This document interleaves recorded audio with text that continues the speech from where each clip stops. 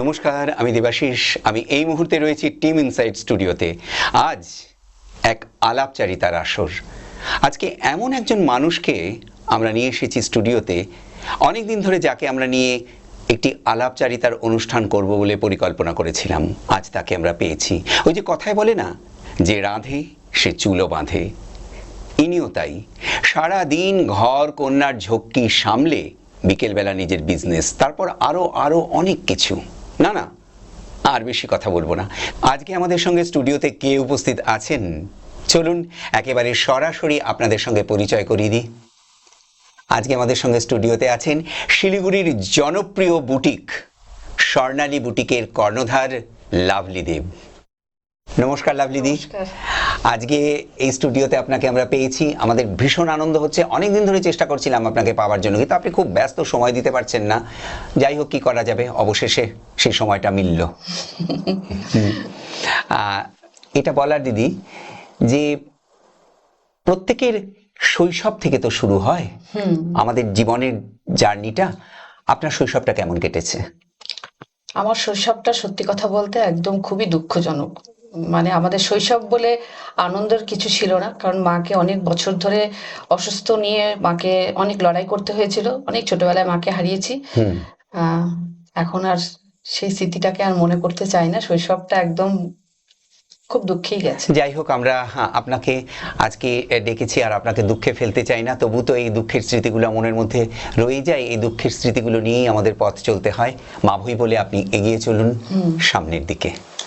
লাভলিদি, আপনার জীবনের বিষাদ স্মৃতি, আনন্দ স্মৃতি, মানে যে স্মৃতি আপনাকে একেবারে আনন্দে ভরপুর করে রাখে, আবার ঠিক তার পাশাপাশি যে স্মৃতি আপনাকে ব্যথায় দুমড়ে মুচড়ে নীল করে দেয়। বিষাদ স্মৃতিটা হলো সব থেকে, যেদিন মাকে হারিয়েছিলাম সেটা হচ্ছে সব থেকে বড় দুঃখজনক। আর যেদিন মা হয়েছিলাম সেই মুহূর্তটা আমার কাছে পৃথিবীর সব থেকে, তখন মনে হচ্ছিল সমস্ত আনন্দ বোধহয় মানে মানে কি মা হওয়ার যে একটা আনন্দ, সেটা সেদিন উপভোগ করেছিলাম। বাহ, কি সুন্দর বললেন। দেখুন, এই বিষাদ এবং আনন্দ দুটোর মধ্যেই মা জড়িয়ে আছে। আর এই যে আপনি দ্বিতীয়টা বললেন না, যেদিন আমি মা হয়েছিলাম সেদিন সবচেয়ে বেশি আনন্দ আমি পেয়েছিলাম, এটা বোধহয় সব নারীর জীবনেই একটা বিশেষ দিন, হ্যাঁ, তাই একদম না? বিশেষ দিন। এই মা হওয়া, মা ডাক শোনাটা, এটা একটা প্রত্যেকটা নারীদের একটা বিশেষ আনন্দ। এই আনন্দ মানে বিশাল বড়। এটা মানে বলে বোঝানো যাবে না। সত্যি তাই। আপনি তো একজন সফল নারী, ঘরে বাইরে যাকে বলে একেবারে পরিপূর্ণ। আচ্ছা, আপনার কাছে একটা প্রশ্ন করি। এই যে সারা দিন ঘরকন্না করে তারপরে বিকেলের দিকটা আপনি পুরোপুরি দিয়ে দিচ্ছেন আপনার বুটিকে, আচ্ছা কখনো মাঝে মাঝে আপনার মনে হয় না, দূরতারি না, কিচ্ছু ভাল লাগছে না, লাইফটা একেবারে বোরিং হয়ে গেল, এটা মনে হয় কি, বিরক্ত লাগে কি? কোনো সময় মনে হয় না। আমি ভীষণ আনন্দের সহিত সবকিছু করি। সংসারে যেরকম রান্না করতে ভালোবাসি, খাওয়াতে ভালোবাসি, সংসারে গোছগাছ করতে আমি ভালোবাসি, তেমনি আমার সেকেন্ড অপশন হচ্ছে আমার বুটিক। সেটাও আমার একটা সংসার। আচ্ছা, সেটাকেও আমি খুব ভালোবাসার সহিত আমি কাজ করতে ভালোবাসি। তাহলে দর্শক বন্ধুরা দেখলেন তো, দিদির কথার মধ্যে দিয়ে কিন্তু এটাই প্রকাশ পেল। যদিও এটা আমরা জানি যে আমরা যদি কোনো কাজ ভালোবেসে করি, সে কাজ করতে যদি আমাদের সকাল থেকে সন্ধে পর্যন্তও দিয়ে দিতে হয়, তাহলেও কিন্তু আমাদের কোনো বিরক্তি আসে না, কি দিদি, তাই তো? একদমই না, ভালোবাসতে হবে, কাজটাকে ভালোবাসতে হবে, ভালোবাসতে হবে। ভালোবেসে করতে হবে। ভালোবেসে যদি আমরা কোনো কাজ করি তাহলে বিরক্তি আসার কোনো কোনো সময় চান্স নেই, আসবে নো না। চান্স। না, একদমই আসবে না। সবসময় ভালোবাসতে হবে। যে কোনো কাজকে ভালোবেসে করলে, সে সংসারের কাজ হোক বা তুমি যে যে কোনো প্রফেশনে থাকো না কেন, সেটাকে ভালোবাসতে হবে। একদম ঠিক। জীবনে এমন কোনো আক্ষেপ যেটা পেলে আপনার মনে হতো যেন জীবনটা অন্য হয়ে গেল, মানে বদলে গেল, আপনার কাছে একটা কি বলবো, যেটা ভীষণ আনন্দের হবার কথা ছিল, আনন্দে ভরপুর থাকার কথা ছিল আপনার, যেটা পেলে, যেটা পেলেন না বলে আপনার আক্ষেপ রয়ে গেছে কি? আমার কোনো আক্ষেপ নেই। যেটা আক্ষেপ ছিল সেটা আমি নিজেই নিজে পূরণ করে নিয়েছি। সেটা হলো আমার বুটিক, যেটাকে আমার খুব মনে প্রাণে আমি চেয়েছিলাম। অনেক সময় নিজে একা থেকে, শুয়ে থেকে ভাবতাম যে আমি এরকম একটা কিছু করব, আমার নিজে কিছু করব। সেই জায়গায় এসে আমি নিজেকে এখন অনেক সাফল্য মনে করি। বা ভীষণ ভালো লাগছে, এই জন্যই তো আপনাকে পরিপূর্ণ বলি। আর জানেন, এই যে আপনার মনের মধ্যে একটা জেদ ছিল না, এই খিদেটা যার মধ্যে আছে, এই জেদটা যাকে তাড়িয়ে নিয়ে বেড়ায় সেই কিন্তু জীবনে কিছু করতে পারে। তাহলে দেখুন, আপনার জীবন থেকে কিন্তু আর 10 জন যারা এই সাক্ষাৎকার দেখছে, এই আলাপচারিতার অনুষ্ঠানটা দেখছে, তারা কিন্তু একটা শিক্ষা পেল। কি শিক্ষা পেল? যে আমাদের সব সময় মনের মধ্যে সেই তাগিদ রাখতে হবে, আমরা কিছু করব, আমরা কিছু করব, আমাদের কিছু করে যেতে হবে, একটা দাগ রেখে যেতে হবে যাবার আগে। সেই দাগটা আপনি রাখতে পেরেছেন, তাহলে 100তে 100 দেওয়া হলো আপনাকে। যে সমস্ত নারীরা কঠোর পরিশ্রম করে চলেছেন জীবনে কিছু করবার জন্য, সফলতার মুখ দেখবার জন্য, তাদের জন্য আপনি কি টিপস দেবেন? এটাও আপনাকে জিজ্ঞাসা করছি যে তারা যদি আপনার কাছে কোনো সাহায্য চায়, সেই সাহায্যটা কি আপনার কাছ থেকে তারা পেতে পারে? কেমন করে পেতে পারে? অবশ্যই পেতে পারে। তারা আমার সঙ্গে যোগাযোগ করুক আমার বুটিকে এসে। নিশ্চয়ই আমার সামর্থ্য অনুযায়ী আমি যতটুকু পারবো তাদের জন্য সাহায্যের হাত বাড়িয়ে দেবো। আর কি টিপস দেবেন তাদের জন্য? তাদের জন্য বলবো, তোমরা যে সমস্ত বন্ধুরা যারা সংঘর্ষ করছে, সবাই চায় কিছু না কিছু করি আমি নিজে। তা আমি বলবো নিজের দায়িত্বটা নিজে নেওয়াই উচিত। আর সংঘর্ষ করেই একটা জায়গায় আসতে হবে। আর সংঘর্ষ তো করাটা, জীবন মানেই সংঘর্ষ। সংঘর্ষ। জন্ম থেকে মৃত্যু পর্যন্ত সংঘর্ষ করে আমাদের এগিয়ে যেতে হবে। সংঘর্ষ ছাড়া জীবন কখনো হতে পারে না। কখনোই না, কখনোই না। একদম একদম। দিদি, আগামীতে এমন কোনো পরিকল্পনা করে রেখেছেন যেটা চুপি চুপি নিজের মনের মধ্যে রেখেছেন, যেটা আপনি করতে চলেছেন বা করতে চান? সেটা যদি আমাদের সঙ্গে শেয়ার করেন, বন্ধুদের সঙ্গে শেয়ার করেন, তাহলে আমাদের খুবই ভালো লাগবে। ইচ্ছে তো রয়েছে। শিলিগুড়িবাসীর কাছে যতটা পেরেছি মনে ভালোবাসা দিয়েছি। হ্যাঁ, আর আগামী দিনে চাইছি শিলিগুড়ির বাইরেও যাতে এই ভালোবাসাটা আরো প্রচার করতে পারি। বাহ! তাহলে বন্ধুরা, স্বর্ণালী বুটিক হলো একটি পাখি। ভালোবাসার সাথে সাথে ভালোবাসার আকাশে স্বর্ণালী বুটিক পাখা মেলুক, এটাই লাভলিদির ইচ্ছে। আজকে শিলিগুড়িতে আছে, কাল শিলিগুড়ির বাইরে। এইভাবেই স্বর্ণালী বুটিকের সুবাস ছড়িয়ে যাক দিক থেকে দিগন্তে, এটাই তো চাইছেন? একদম একদম। নিশ্চয়ই। মনের মধ্যে যদি সৎ ইচ্ছে থাকে, ভগবান সেই ইচ্ছেকে পূরণ করেন। আগামী দিনে আপনি আরো অনেক অনেক এগিয়ে যান। আমাদের এই টিম ইনসাইট পরিবারের পক্ষ থেকেও রইল অনেক অনেক শুভেচ্ছা আপনার জন্য। একদম। দিদি, এবার যে প্রশ্নটা করব সে প্রশ্নটা হলো, প্রত্যেকটি মানুষের জীবনে না একজন করে প্রেরণা থাকেন। হ্যাঁ, যাকে দেখে আমরা কিন্তু আগামীর পথ চলি, যে আমাদের জীবনে আলোক সম হয়। আপনার জীবনে তেমন মানুষ? সত্যি সত্যি বলতে হবে কিন্তু। আমার প্রেরণাটা আমি নিজেই। আরে বাস, মানে এরকম কথা হয়তো হয়তো কি আমি কারোর কাছে শুনেছি বলে মনে পড়ে না। আপনারা কারোর কাছে শুনেছেন কি নিজের প্রেরণা নিজে? আরে আপনি আপনি তো আমাদের সকলের প্রেরণা হয়ে গেলেন। আমরা যদি প্রত্যেক দিন আত্মবিশ্বাসের সাথে নিজের প্রেরণা নিজে হতে পারি, তাহলে আর কি চাই? এই পৃথিবীর সবকিছুই তো আমরা অ্যাচিভ করে নিতে পারি। একদম। খুব সুন্দর বলেছেন, খুব ভালো লাগলো আপনার এই কথা শুনে। যারা সামনে বসে আজকে আমাদের এই আলাপচারিতা দেখছে, তাদের সকলের মনের মধ্যেও কিন্তু আজকে আপনি একটা আশার আলো জগালেন। আপনাকে অনেক অনেক ধন্যবাদ। ঈশ্বরে বিশ্বাস কতটা? এমনও কি কখনো মনে হয়েছে যে আপনার অলক্ষ্যে একজন আপনার হাত ধরে রেখেছেন, খুব কঠিন অবস্থা চলছে, আপনি ভাবছেন কি করবেন, দিশাহারা হয়ে গেছেন, কিন্তু হঠাৎ কি করে সমস্ত সমস্যার হাল হয়ে গেল? সবকিছু সিসি মা, তার সন্তান আমি। তাকে সবসময় অনুসরণ করেই আমার দিন রাত কাটে। আর সেই শক্তি অর্জন করে, আমার সমস্ত শক্তি অর্জন করছে সেই, তাকে নিয়ে আমি চলছি। সারা দিন আমার চলা ফেরা, আমার পথ চলা সবকিছুই আমার মা। অপার বিশ্বাস মায়ের প্রতি। আহা, এমন বিশ্বাস যার থাকে সে কি কখনো কোনো কাজে আটকে থাকে? মা আছে আর আমি আছি, ভাবনা কি আর আছে আমার। সত্যি এই বিশ্বাস আপনার আরো দৃঢ় হোক, আপনি আরো এগিয়ে যান। বারবার একটাই কথা বলতে ইচ্ছে করে যে অলক্ষ্যে যিনি আছেন তার উপস্থিতিকে যদি আমরা অনুভব করতে পারি তাহলে ভয়টা কি আমাদের? মানুষের হাত ধরলে কোনো সাহায্য পাওয়া যায় বলে মনে হয় না, মানুষের হাত ছেড়ে তার হাত ধরতে হবে, কি তাই তো? একদম, আমরা তো তারই সন্তান। মা বলেছে আমি সতেরো মা অসতেরো মা, তার সন্তান যখন আমি, আমার ভয় কিসে? একদম সত্যি কথা। এই সত্যিগুলো যারা অনুভব করবে তাদের জীবনে বোধহয় আর কোনো ভয় থাকবে না, শুধু আনন্দই আনন্দ থাকবে। এই মুহূর্তে পৃথিবী গভীর অসুখে আক্রান্ত, চারিদিকে একটা গেল গেল রব।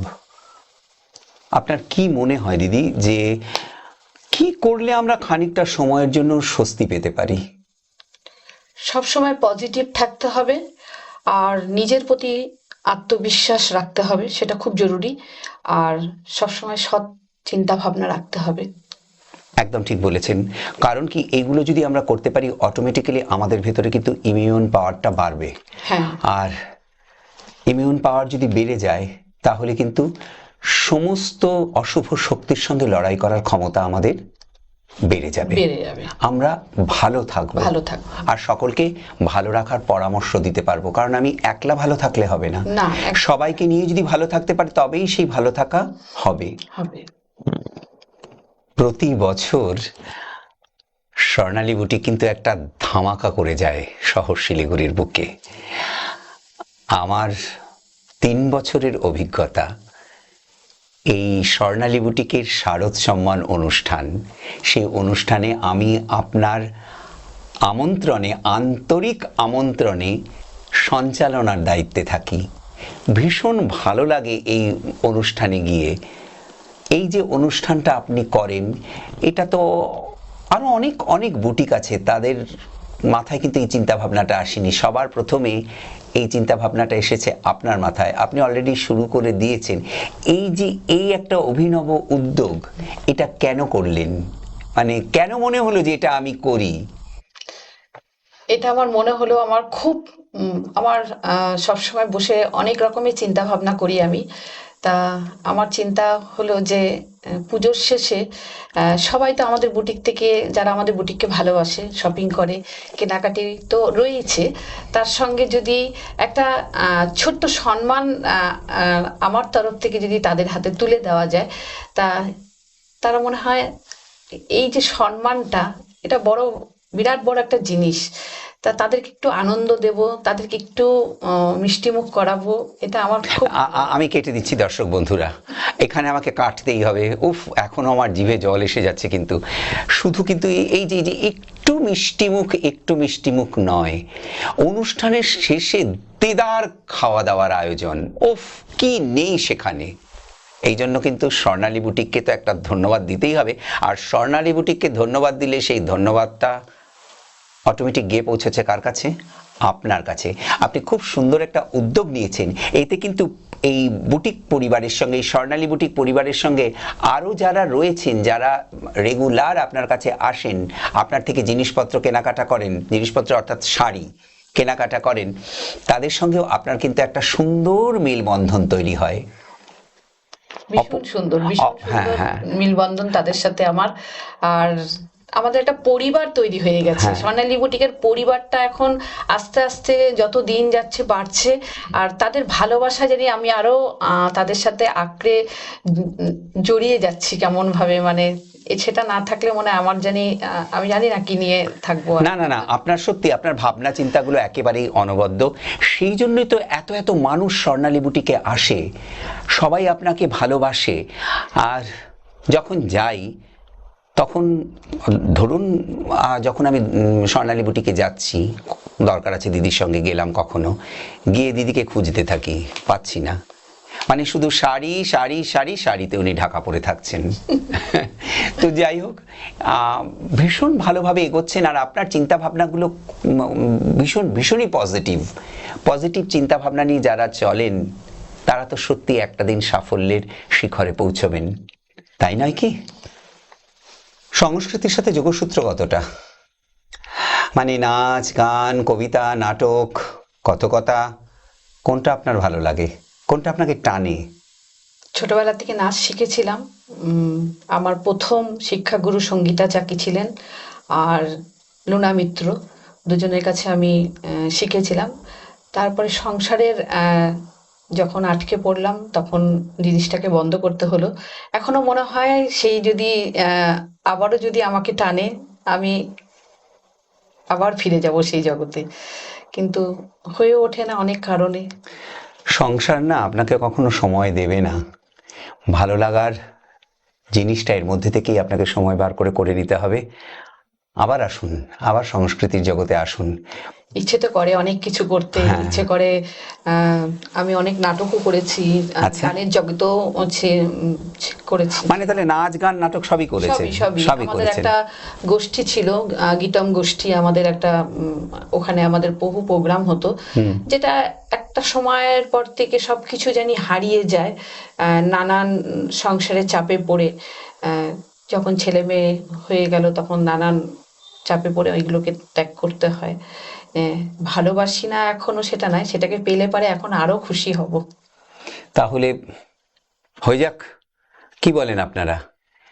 মনের মধ্যে যেটা আমরা এখনো বাঁচিয়ে রেখেছি সেটাকে আমরা সত্যি সত্যি যদি বাস্তবেও বাঁচিয়ে রাখতে পারি তাহলে তো আমাদের মনে হয় বাঁচাটা যেন আরো সার্থক হয়ে ওঠে। আচ্ছা, আপনি বর্তমানে যে পেশায় রয়েছেন সে পেশায় যদি আপনি না থাকতেন তাহলে আপনি অন্য কোন পেশায় যেতে চাইতেন, যেটা আপনার ভালো লাগে এটা ছাড়া? এটা ছাড়া এটাই আমার স্বপ্ন ছিল। ছোটবেলা থেকে আমার একটাই চিন্তা ভাবনা ছিল, ফ্যাশনের উপরে।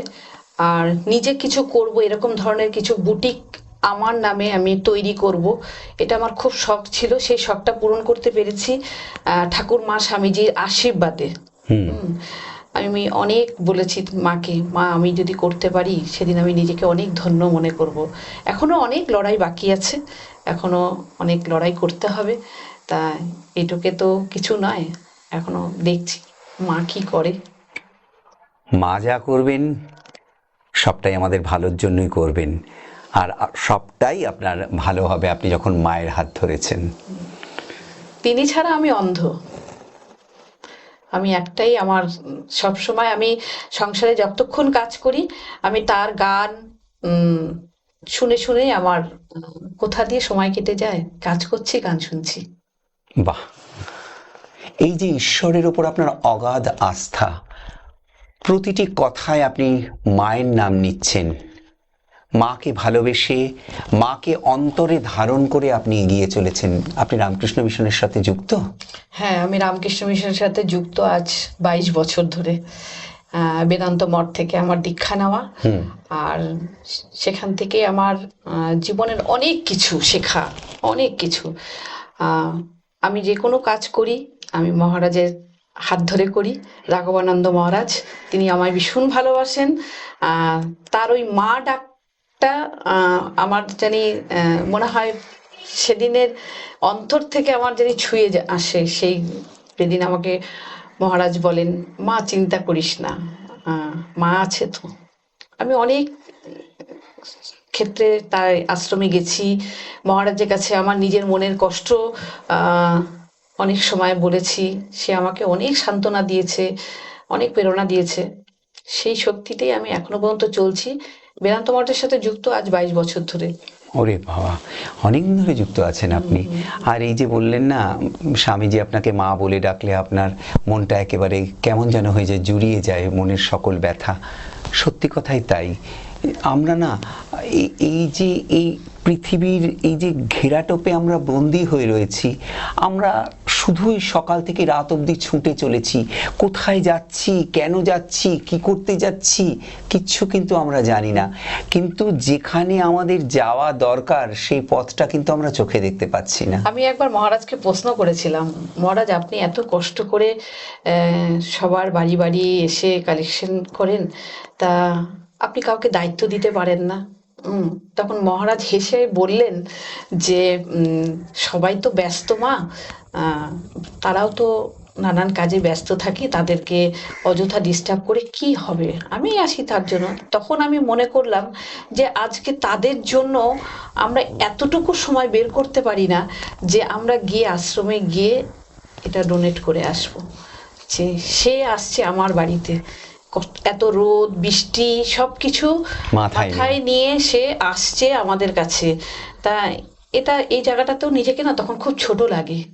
হুম, যে অনেক ক্ষেত্রে হয়তো অনেক সময় আমরা কাজের ক্ষেত্রে পেরে উঠি না আশ্রমে যেতে, সেই সময়টুকু দিতে পারি না, কিন্তু মহারাজ আমাদের সবার ভালো চিন্তা, ভালো থাকবো কি করে সেই ভেবে তাই কিন্তু দিনরাত আমাদের জন্য কিন্তু ঠাকুরের কাছে প্রার্থনা করছেন। ঠাকুরও আমাদের জন্য সব সন্তানরা যাতে ভালো থাকে কিভাবে আগলে রেখেছে সবাইকে, এটা আমাদের মানে বিরাট বড়। জয় মা, জয় মা, জয় মা। সত্যি কথা, এই বিশ্বাস সকলের অটুট হোক।